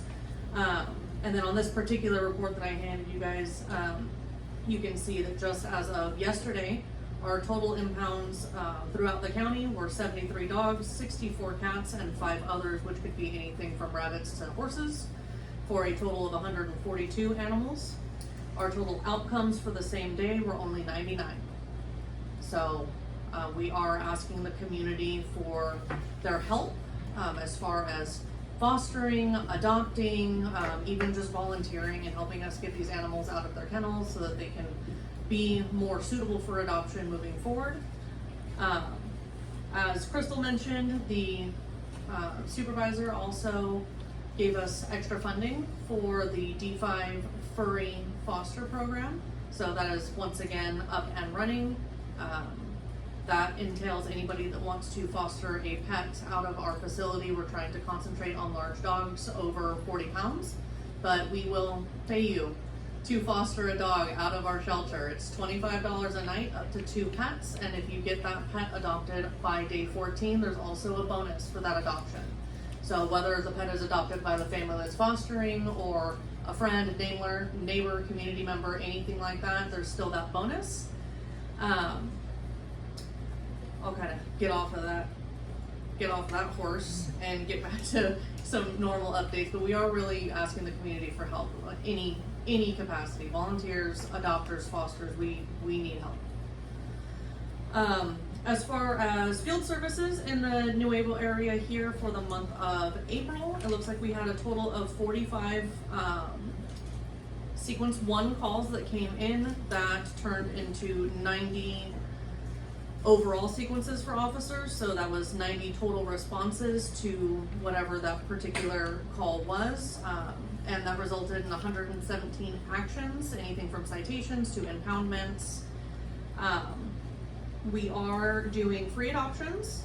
We were part of the Clear the Shelters event that started earlier this month. It was supposed to end today, but we have extended that. So we are doing free adoptions out of all of our shelter locations until the 25th of this month. With all of our adoptions, that also includes the pets being spayed or neutered. That includes rabies vaccinations, microchipping, it's all included. The only additional charge that might be a part of that adoption process would just be for licensing, which would only be $25 since the pets will be spayed or neutered. We are still doing our low-cost vaccination clinics every Wednesday. Those are by appointment, and that can be done on our website at rcdas.org. We do add additional days here and there when we have extra veterinary support. I think that is all that I have for you guys. Thank you. Gus, go ahead. Can I add real quick? Department of Animal Services will be at my organization's event this Saturday, which is the Nuevo Chip Chicks. We're having another free clinic. Department of Animal Services will be there providing information, free name tags, so on and so forth. So if you're interested in fostering, they will be there to have the conversation with on Saturday. And where's that again? That will be at the corner of Nuevo Road and, help me out, Ramona. Thank you. It's actually going to be held at Jaime's Business. He has been kind enough to donate the parking lot to us for the day for the event. Awesome. I think I have the flyer that you sent me. I just totally spaced So it. they will be there if you guys want to talk to them about help within the community for fostering, so on and so forth. So please come out and see them as well. Amanda? I have, The address there? yeah, Spanish speaker. We do not have a Spanish-speaking volunteer to help us on that day, so. So if anybody wants to volunteer their time. I didn't mean to hijack you, Kelsey. I'm just No, saying, no, come I- talk to you guys about the I event. totally spaced it, Yeah. so I appreciate that. Yeah. The address that I have Yes. from the flyer is 29527 Nuevo Road. There we go. Also, thank you, honey. Yes. Across from Zapatas? Across, Okay. directly across the street from Zapatas for our landmark. Very awesome. What I'd like to know is, I was watching on the Nuevo Facebook page, it might have been Moreno as well, that there is an after hours call or number for Moreno Valley. Is that true? An after hours call for animal control? That's not RCDS, that's private. That's right. Okay. So, yeah, Moreno Valley has our own animal control agency. Okay. So I don't know how their after-hour services work. I believe last time, because I live in Moreno Valley, I think the last time that I looked at their website, it goes through sheriffs first, and then goes through their dispatch to after-hours for whoever is on call for the actual animal control agency. Okay. Because I was wondering if we could actually put like something like that here in Nuevo or in our area, an after hours There is an number. after-hours number for RCDS. Okay. Yes, it does ring through, and there is, and then like an emergency department for after business hours, but Marina Valley, they're their own entity. Like my shelter was its own entity, so we weren't part of a program, we were our own city program. So Okay. the animal shelters run a little bit differently than some things. Sure. So, but yeah, the Marina Valley shelter had a great idea, but you can call any hours to the animal Yeah, shelter. so the way that we work for the county area here, as well as the portions of the city that we cover, if it's relatively non-emergency, you can still call our regular phone number, just our main line, and that automatically gets routed to an after-hours emergency dispatcher who then kind of triages from there. I always recommend that if somebody is having an emergency issue with a pet, whether it's an aggressive animal, your own animal, or anything going on in the community that's animal related, to call the sheriff's department. They have phone numbers for our on-call officers, and you don't have to go through that whole call. So if it's an emergency, call the sheriff's department. They will get in contact with our field services division. Okay. Thank you, Kelsey. Of course. Alrighty. Thank you so much. And for the report card. Yes. Thank you. Oh, so sorry guys, those are also, they're available on our website, on our main page, for anybody that's interested in keeping an eye on that. The report cards are published every evening. Thank you so much. Next up, we have flood control, Ryan Gosliga or Joshua Costi. Oh, and, okay. 2 for 1. Yes, it is. Yes. All right, I'm Joshua Costi with Flood Control, and today I'll be going over 2 projects in the area and just giving updates on those. So for the first project, we have Lakeview Nuevo laterals D and E. So Flood Control held a meeting here February 25th to go over project goals and address everyone's concerns. And here we answered questions from the residents and further emphasized how the project will benefit the community.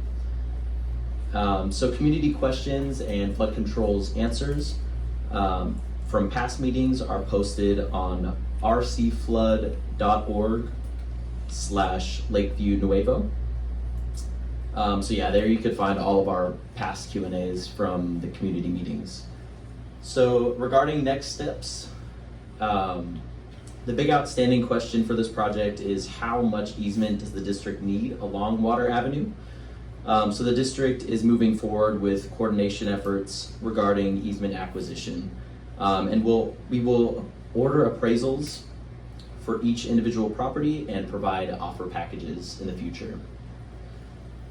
All right, and moving on to the next project, which is Lakeview Nuevo Laterals A and B channel restoration.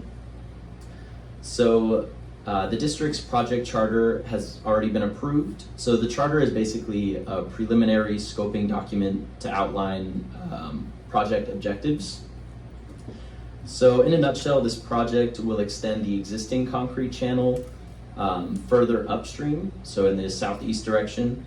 So we'll go all the way to the intersection of 11th and Contour. So again, we'll convert this earthen channel into a concrete trapezoidal channel. And the reason we're doing this is because sediment buildup causes capacity to fluctuate in the channel. So once we line it with concrete, we'll be able to safely and consistently convey flows. So our environmental regulatory section is currently working on obtaining the required environmental permits. And the district received proposals from several consultants who wish to take on design efforts for this project. So those are currently in review, and we plan to select a consultant by the end of this month. Yeah, that's all the updates I have. Yes. I would just I would respectfully remind the Nuevo Mac members, everyone can hear you in this room, it's small enough. However, District 5 has recorded this for the sake of posterity, and someone who was a prior note taker, I respectfully remind all Nuevo Mac members to please turn your microphones on when you speak. On to lateral A. What's the timeline for that? Because you don't have to have any easements or anything like that for lateral A. So when are we going to see construction equipment show for that? Construction, we're hoping to start in 2027. Okay, and lateral D, then you do have to have easements. Do you have a timeline for when you hope to have that wrapped up? It's kind of tough to say. It does take a while to get everybody on board and get those appraisals done. Sometime this year? To get the offers out, hopefully, yeah, sometime this year. And then we have to also, yeah, we also have to coordinate with each individual homeowner after, and that's a process as well. Okay, so no construction then at least in 2025 as we see. Earliest is going to be 2026 on lateral D. Yeah, it's tough to say for that. But. Thank you. We have 1 minute for our questions, so thank you so much for that. Okay. Thank you. Eddie, you have any? No? Okay, well, thank you, Flood Control. Thank you so much. Thanks, guys. Yeah, thanks. And next up, we have council member reports, comments. Council members may report on meetings with the members of the public, county department staff, local agency staff, and/or private items of interest to the public and council. Members also may request that items be placed on a future agenda for consideration and possible action. I just want to start off saying thank you and welcome to the community, to the new members of the community. I hope you guys settle in well, and thank you everybody for coming out. Katie? I'd also like to say thank you to everyone for coming out, for your input, for your thoughts. I'm basically going to tote my own thing for this weekend. If for anybody who wants to spread the information, we are doing a free community event.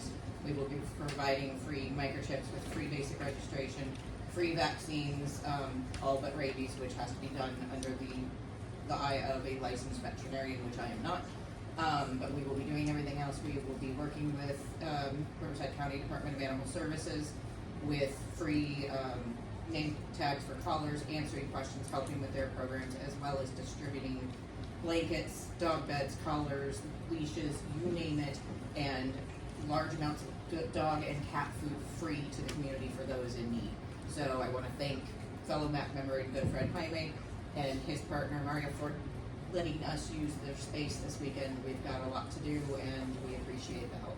So thank you to the community. Spread the word. We'll be out there from 8 to 11. Very awesome. Wilmar?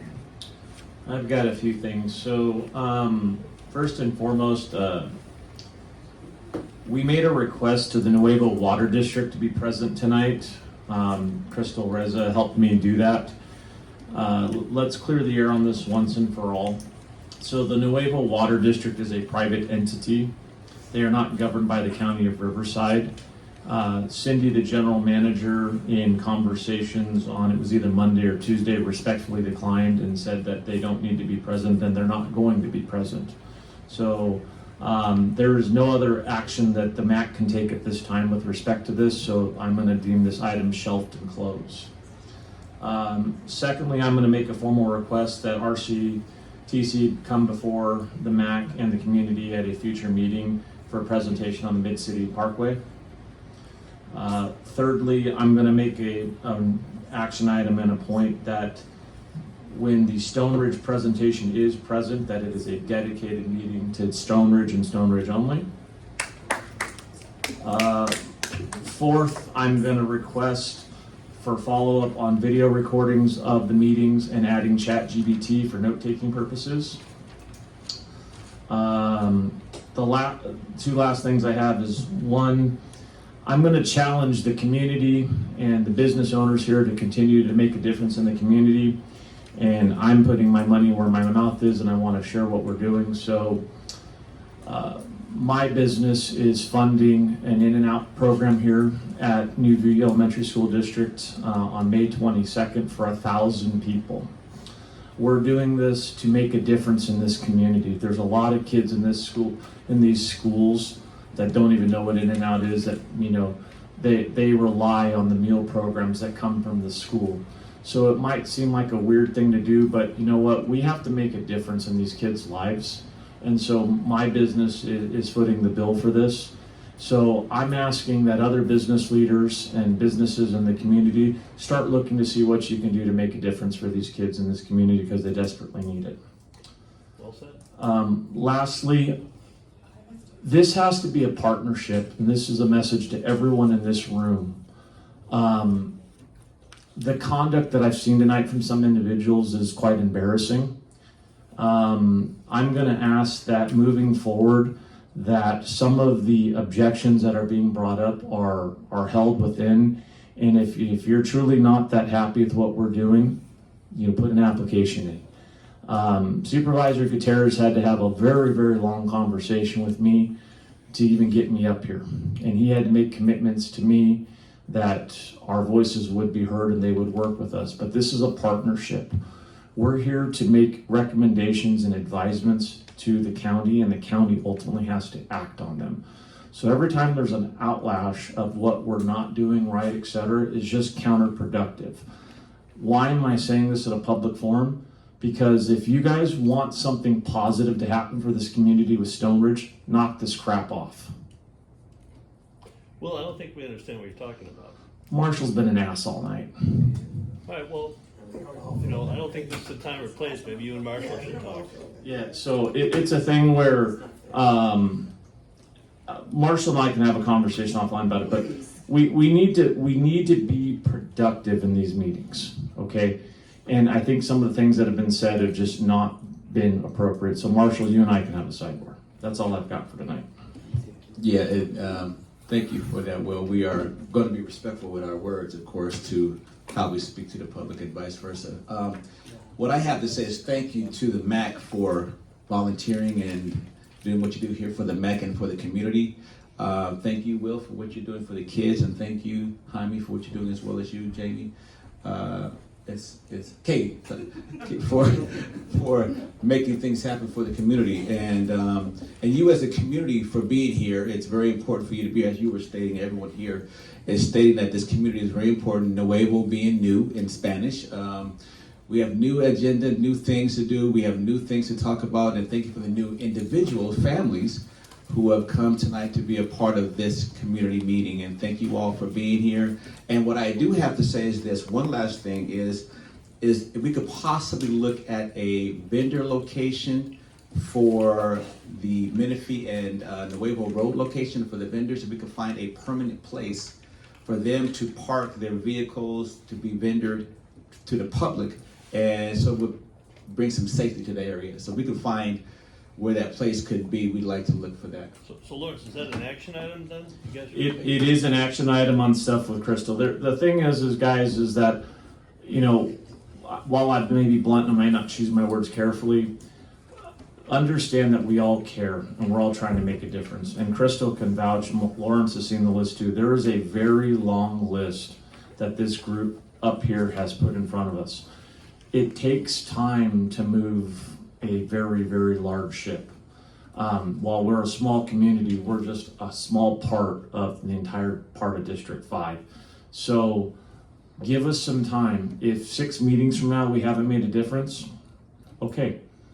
Then, but if we continue to move forward, let's embrace that and let's try to do the very best we can, because we have a large battle coming ahead of us. We all know it. And my message is not to pick on people. It's to remind everybody that we have to do this together, because at the end of the day, whatever's decided, we all have to live with. And then whatever happens from there, we have to make our choices accordingly. So for me, it's a message of, hey, let's stick together. We're here. We're just like you. Yeah, we sit up here 2 hours a night, but there's a lot of things that go on behind the scenes that we're trying to do to work with Crystal and Supervisor Gutierrez to try to make a difference. There's a lot of things that have been heard, a lot of things that have been said, and there's already been action taken if you just stop and take a look. Chairman Drone? Yes. I respectfully respect your indulgence because Mr. Martin called me out. And I just want to make the point is that Mr. Martin is certainly entitled to his opinion, and he should, I will defend his right to voice it anytime, anywhere. However, I just want to make the point is that I don't think it's appropriate for any MAC member to engage in name calling to any other Nuevo community member or anyone else. Thank you. We'll take that information. Thank you very much. Yes, ma'am. Yeah, I've lived in Nuevo for 34 years. This is the first time I've been to a meeting, and I do appreciate all your work, and I learned a lot being here. And I was just gonna state, I do appreciate you. I do not appreciate the name calling, okay? And that's just me, okay? Okay, thank you. We're done with our public comments. It was my mistake to allow it to happen, but thank you for commenting. And also I'd like to ask about the budget for the helicat hydrant. The helicopters can easily get water just in case of fires in our area, because we've had many fires in this area over the last few years. We can have this action item. Thank you. Okay, the meeting, action items for the next meeting. Any action items for the next meeting? Okay. And the adjournment is at 7:53. And thank you all for being here. Thanks, everyone. Next meeting is Thursday, July 17, 2025.